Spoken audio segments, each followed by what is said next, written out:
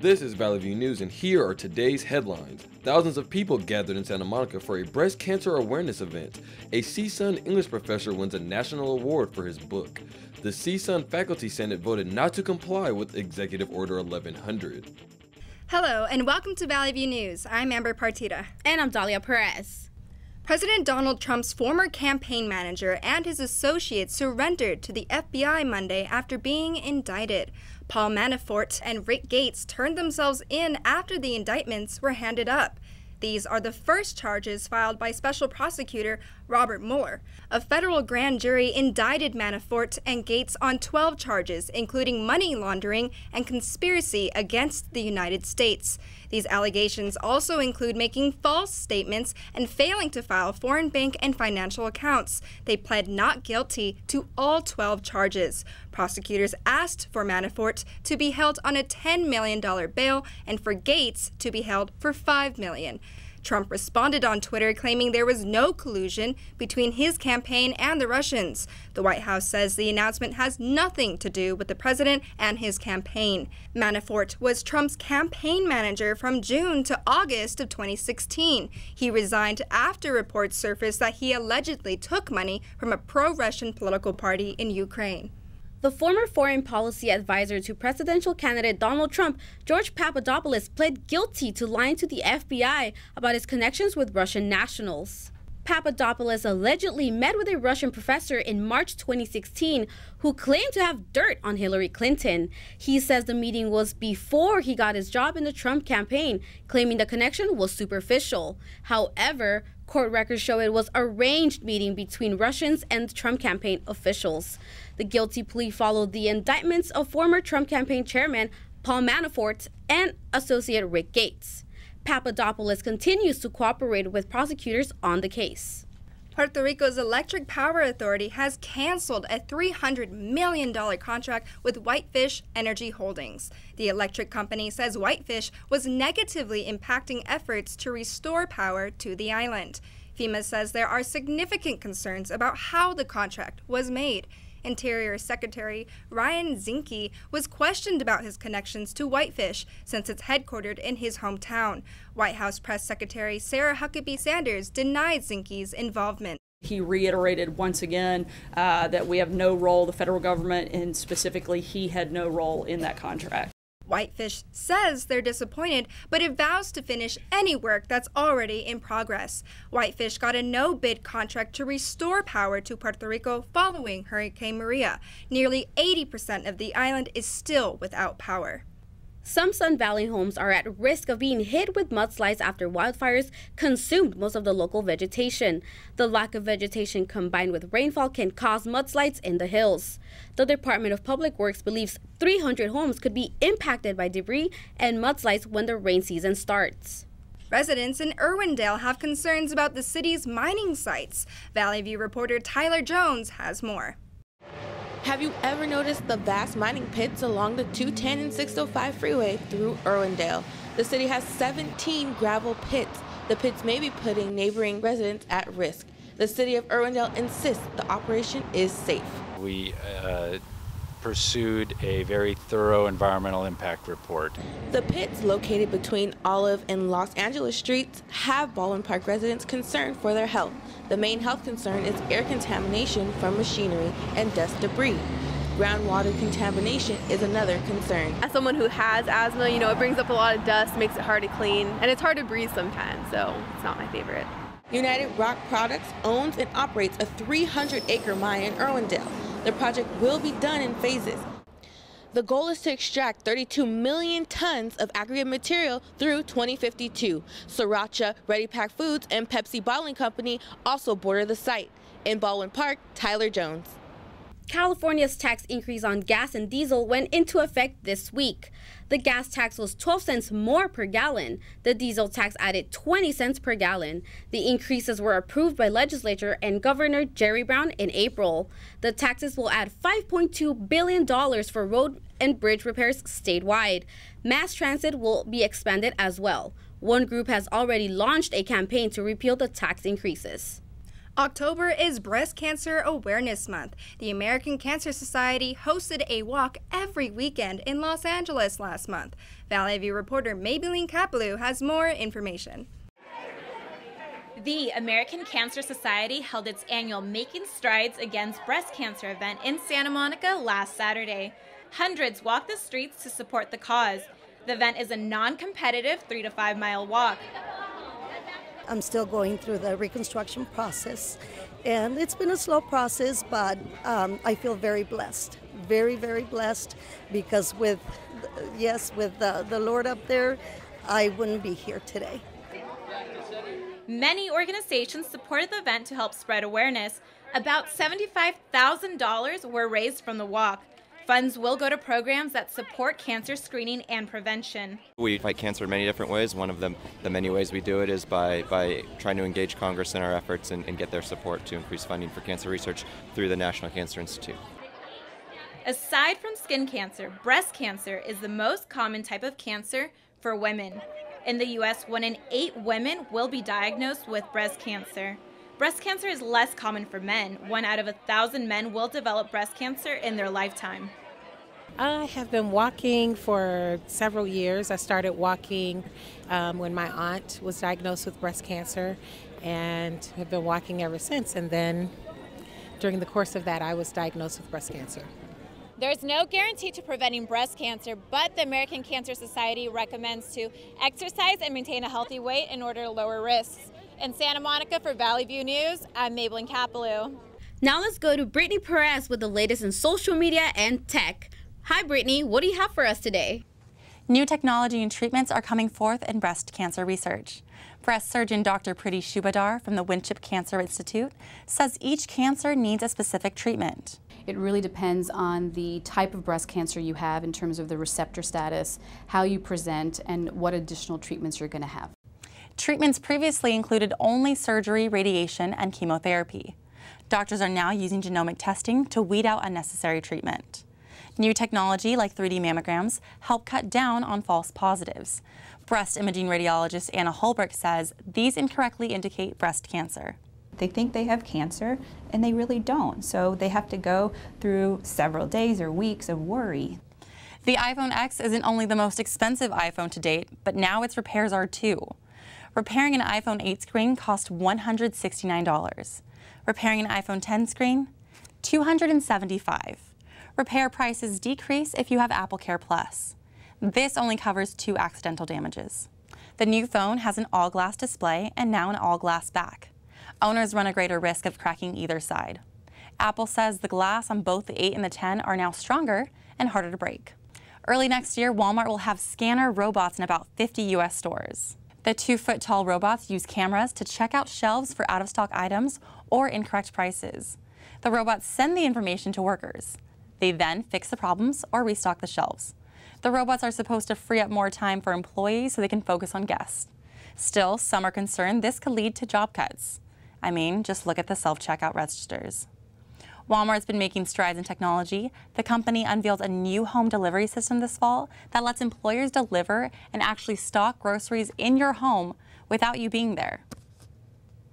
Southwest Airlines will expand its live in-flight concert service. Hey, I know that the woes and the weight of the world can get inside our minds. Do you ever feel that way? This has been a service since 2011, but now it's becoming more frequent.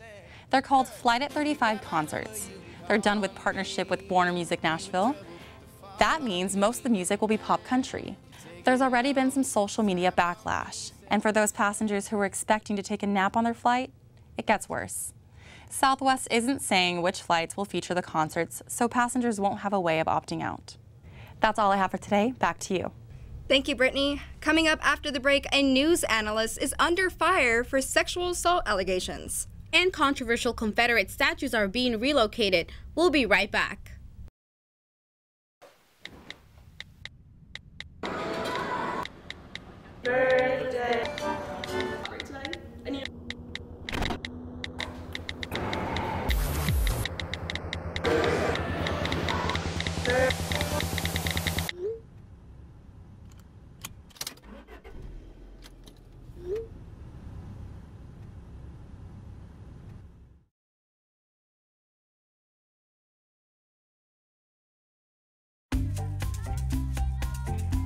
Look at these boots. Man, those are nice. You should buy them. Half the price of the real thing. Do you want them? The production and sale of counterfeit goods cause more harm than meets the eye. Get to work! And the profits can fund organized crime. So, do you want them? Buying counterfeit products? No way. It's just not worth it.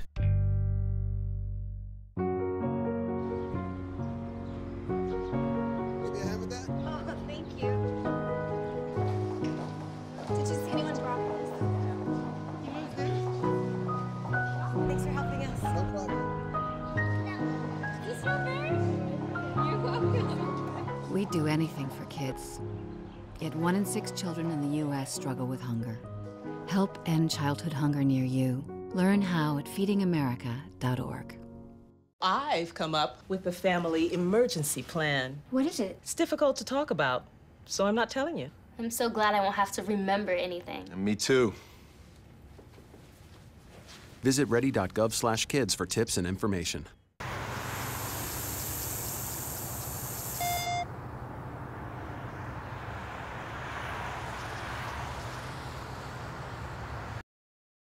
NBC News and MSNBC terminated their contracts with analyst Mark Halperin.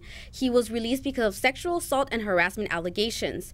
Halperin's termination came days after 5 women accused him of sexual misconduct while he was at ABC News. Another 7 women have since made similar accusations. Halperin tweeted that he was sorry for the pain and anguish that his past actions caused. A historic Virginia church is relocating 2 plaques that honor Generals George Washington and Confederate Robert E. Lee. Both attended the church. The leaders of Christ Church in Alexandria sent a letter to congregation members explaining the decision. The letter mentions how the plaques started to create a distraction and could interfere with the church's identity as a welcoming place. The decision comes after the violence that emerged from the white nationalist and neo-Nazi rallies in Charlottesville, Virginia. Robotic vehicles are making their way to the battlefield. Back in August, Russia showed off a machine gun firing and self-driving mini-tank. Israel already uses unmanned vehicles to patrol some of the country's borders. And the U.S. Army is developing convoy trucks that will drive themselves. They are also working on a system called Wingman, which is an unmanned 4-wheel drive vehicle that could be fired remotely. Catalonia's president and members of his cabinet fled to Belgium last week. Carles Puigdemont and 5 of his former ministers left before Spain's government could indict them. Spain's attorney general wants the national court to charge Puigdemont and his administrators. He says the Catalan government defied Spain's constitution by holding an election to separate from Spain. Spain's prime minister ruled Catalonia's declaration of independence was unconstitutional. Belgium's prime minister says an asylum request for Puigdemont isn't on the agenda. Puigdemont's lawyer says he hasn't decided to seek asylum. Judges will consider the Attorney General's request to indict the independent leaders. Uhuru Kenyatta was elected Kenya's new president after an election rerun last week. Kenyatta won 98% of the votes. There was a 38% voter turnout. Kenyatta expressed gratitude. On behalf of my family, on behalf of my deputy and his family, to take this opportunity, first and foremost, to thank God. Minutes after the victory announcement, angry protests broke out in the city of Kybra. The country remains divided between ethnic groups. Mayor Eric Garcetti says he won't run for governor in 2018. Garcetti tweeted that he wants to continue serving as LA's mayor. 2021 will be Garcetti's last year as mayor. He won his second 4-year term in March. Several people are seeking to replace Brown, including 4 Republicans and Democrat former LA Mayor Antonio Villaraigosa. A CSU Executive Order caused protests here at CSUN. Let's go to Alyssa Hoekstra in the Digital Media Center for more on that story. Last week, many students participated in the Week of Action protests. They were seeking to overturn the CSU system's Executive Order 1100. The order attempts to end cross-cultural comparative studies as a general education requirement by fall 2018. Events were held on campus Monday through Thursday. They included boycotting on-campus purchases, a solidarity walkout, and a rally before the Faculty Senate meeting. The CSUN Faculty Senate voted not to comply with the Executive Order 1100. A motion was passed to postpone the matter and to re-vote at the next faculty meeting. The faculty president says it's uncertain what the CSU's Chancellor's Office will do if it doesn't comply with the order. The next Faculty Senate meeting will be October 26th. That's all I have for you. I'm Melissa Hoekstra in the Digital Media Center. Back to you in the studio. Thank you, Alyssa. A Cal State Northridge English professor won the 2017 Penn Center USA Fiction Award. Valley View reporter Cameron Parrish reports from the award ceremony. Each year, Penn Center USA honors several writers in many different genres. This year, CSUN English professor Martin Poussin was one of the honorees. He received an award for his latest book, Black Sheep Boy. The book discusses issues of race and gender equality that people face regularly. I wanted to make a book that any young person struggling with an identity of any kind that is not sanctioned, they could read the book and feel as if they could go out and express their own voice. Breaking silence on issues that people aren't normally willing to talk about is the key to Professor Poussin's success. There is a brazenness to his writing and what he talks about that blows me away. That I don't know how, I could never be that. Professor Poussin says it means the world to him to be honored with an award for writing something that defends the unlawfully censored, and he hopes his book will make the world a better place. I am Cameron Parrish in Beverly Hills for Valley View News. Now let's check in on the world of entertainment with Star Harvey. Hi Star, what's new? Hi Dahlia. Kevin Spacey was accused of making an unwanted sexual advance to actor Anthony Rapp. Rapp says Spacey came on to him when he was 14 years old. He says it happened at Spacey's apartment after a 1986 party. Rapp says he went to a room to watch TV. Spacey came into the room. He then allegedly put Rapp on the bed and got on top of him. Spacey released a statement saying he was beyond horrified to hear the story. He also said that he doesn't remember the incident, but if he did behave like he said he did, he owes Rapp an apology for inappropriate drunken behavior. Spacey also came out and said he's gay. Actress Rose McGowan gave a speech last week at the Women's Convention in Michigan. It was her first public appearance since accusing Hollywood producer Harvey Weinstein of raping her. McGowan said it was time for her to speak up. I have been silenced for 20 years. I have been slut-shamed. I have been harassed. I've been maligned. And you know what? I'm just like you. A spokesperson for Weinstein continues to deny allegations of non-consensual sex with women. McGowan started the hashtag #RoseWomen, encouraging women to speak out against sexual assault. Stan Lee's Comic-Con was at the LA Convention Center last weekend. This year's event gave pop culture fans the chance to show off their best cosplay. The convention featured a number of comic legends and superhero actors, with special guest panelists Dwayne "The Rock" Johnson. It also included opportunities for small businesses, comic book artists, and printing companies. This is the 7th year Stan Lee has hosted the Comic-Con. Michael Jackson was named the 2017 top-earning dead celebrity by Forbes. Jackson died 8 years ago from a drug overdose. The superstar topped the list for 5 years. This year, the ranking earned his estate $75 million. Forbes says part of Jackson's earnings come from a new greatest hits album. Golf legend Arnold Palmer is the second highest deceased earner, followed by Elvis Presley at number 4 and Bob Marley at number 5. That's it for entertainment. Back to you. When we come back, the NFL protests are still in full effect. And we'll hear from Daniel Martindale, who has the latest in sports. Did you make a transfer to Hong Kong for the Emerson project? I was just about to, but did you see the boss's email? It doesn't look right. It looked fine to me. I don't remember him mentioning the Emerson project at our last meeting. The bank in Hong Kong closes in 15 minutes. Make the transfer. Yes, sir. It's on the way. Mr. Jacobs, just transferred the money for the Emerson project. What Emerson project? Don't be that guy. Trust but verify.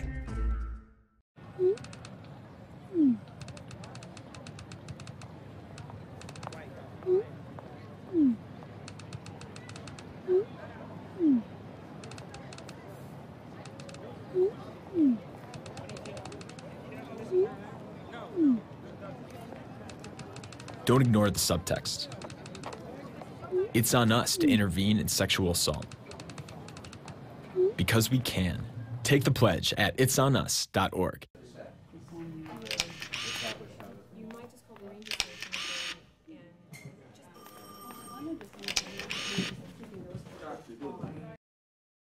As protests continue in the NFL, players and owners will reschedule a meeting to discuss a solution on the protest during the national anthem. Houston Texans owner Robert McNair's comment about inmates running the prison sparked controversy.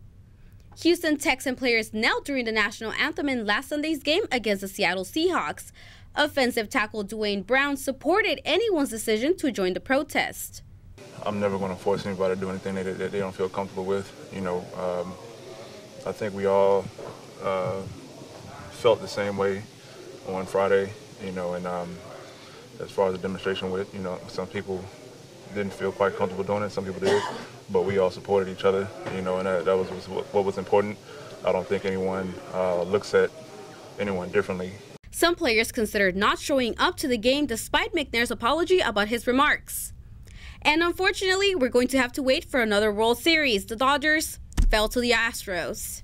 What do you think about that? I'm sad that I'm going to have to wait I don't know how long to watch another World Series like that with the Dodgers in it. But Daniel Martindale has more information on that game. Yeah, thanks a lot, guys. The Dodgers set an LA franchise record with 104 wins this season, but falling one short of the 11 it takes to win a world championship will continue the Dodgers' drought into a 30th year. Let's see what went wrong in Game 7 of the World Series. First Game 7 in Dodger Stadium history was also the first November game in Dodgers team history. Yu Darvish on the mound trying to rebound from his disappointing last outing in Houston, and you are in trouble on the very first at-bat. We've seen this before. George Springer lines a double on the third pitch of the game. He goes to second, celebrating. Next batter, Alex Bregman. He lines a ground ball to the right side. Cody Bellinger covering, throws a wild one to first, scoring George Springer on a throwing error. Astros would add 2 more runs from the soon-to-be MVP Springer. Hits his 5th home run of the World Series. That tied a record set by Mr. October Reggie Jackson. Dodgers threatening for the first time, but Chris Taylor's line drive is caught and turns into a double play. 6th inning, Andre Ethier lines one into right field. Dodgers finally get on the board, scoring Jock Peterson, but unfortunately, that's all they would get. Charlie Morton completes 4 innings of relief, and the Astros win their first world championship in their 52-year history. After the game, in his press conference, manager Dave Roberts was asked if starting Yu Darvish was the right decision, considering Clayton Kershaw and Alex Wood pitched a combined shutout in their relief appearances. To think that we would start Alex on short rest, something he's never done. You don't know what you're going to get in either one of those two guys, and to think that they're going to start the game, I think it's unfair to you, and there's always going to be second guessing, but we felt good with you starting the game. That will be the question. A lot to be proud of for the Dodgers, who did at least finally get to a World Series and set numerous franchise records for winning streaks. We can expect several offseason honors like Cody Bellinger winning the Rookie of the Year, but for now there's 20 weeks until opening day. Congratulations to the Houston Astros. Well, getting lost in all this Dodgers madness is the totally ice-melting hot start the Kings have had. Heading into Saturday's game against the Boston Bruins, they had only lost 1 game in regulation all season. So, could they keep it going in the Boston Garden? Well, early in the first, Bruins cycling the puck. Charlie McAvoy's pass is tipped by Brad Marchand, who always has a nose for the net, just past the diving Jonathan Quick. Kings are down early, as they often are. That's fine, though. They don't seem to stay down for too long anymore. About 3 minutes later, a simple shoot-in for the Kings, but Boston's defense doesn't see Tyler Toffoli coming up. He makes them pay for a turnover, deking and scoring past Tuukka Rask on the backhand. Game remained tied at 1 throughout because of saves like this one coming up by Rask. Jonathan Quick did the same the other end. Both teams battled in overtime until there was just 0.9 seconds to go. We were destined for a shootout until the most improbable play in all of sports happened. 0% chance that could happen. Kopitar with Doughty in the shooter's position. Toffoli the right shot at the edge of the circle. Toffoli scores! Unbelievable! Oh, do you believe it? Tyler Toffoli scores on a once-in-a-lifetime shot. Perfect face-off win, perfect timing on the release, perfect speed and accuracy, all within half a second. You will never see another hockey game won that way. The Kings have been winning games in all varieties lately, but this is the topper. Call the cops. The Kings are now 9-1-1. That makes them the best team in the entire NHL. Next up for them is a matchup with the St. Louis Blues, which features the 2 top teams in the entire league. Well, to the racetrack now. The NASCAR playoffs began with 16 drivers and are now down to the round of 8. Winning one of the next 3 races would automatically qualify a driver for the championship race. Last Sunday, they raced at Martinsville, a short track that often means short tempers.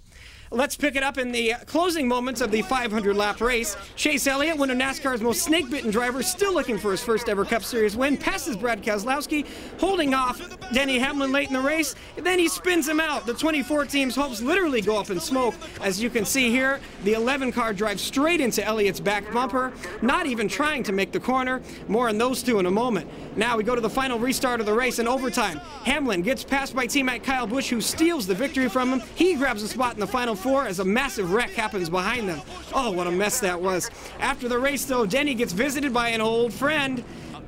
Chase Elliott isn't too happy and drives him straight into a wall, but that wasn't the end. They both get out of their cars and up into each other's grills, officials separating them before they really blew a fuse. Elliott upset with Denny Hamlin, screaming at him, "Hey man, you wrecked me. Admit it, you wrecked me." He's obviously upset. After having a chance at his first career Cup win, he instead finished 27th. Afterwards, Hamlin was met by a massive chorus of boos from the fans in his home state of Virginia. Well, that's all we have for sports today. Dahlia, back to you. Thanks, Daniel.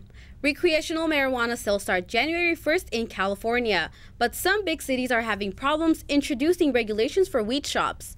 Meanwhile, marijuana vendors can get temporary licenses in January. State officials still don't have a plan showing how the marijuana industry will be regulated. Some vendors say they're confused about what the rules are for selling marijuana in neighborhoods. Suppliers and vendors say they also need more information about what they can and can't do.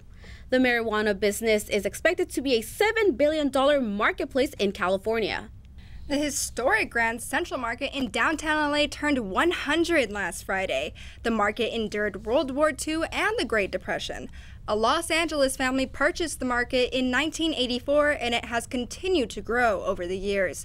Mayor Eric Garcetti shared memories of taking his wife on dates and meeting his future father-in-law at the market. They celebrated the 100-year anniversary with an enormous cake by Valerie Confections. What's scarier than a group of kids marching in protest? More candy! More fun! More fun! The mayor of Brooks County, Ohio, was greeted by a group of angry little goblins last week. 4th graders marched straight to his office at City Hall. They demanded trick-or-treat hours in their city to be extended a half hour, giving them an 8:30 curfew. Children aren't allowed to trick-or-treat in the dark in their city. They wanted more time to get candy, more time to be in a costume, and more time to be with family and friends. The kids even brought a petition full of signatures to the mayor. How many are in favor of this? Raise their hand. About 200 on here. 200? Yeah. In the end, the mayor was outnumbered. Their protest was successful, and they will have an extra half hour of tricks, treats, and fun. Thank you for watching Valley View News. I'm Amber Partita. And I'm Dahlia Perez. See you next time.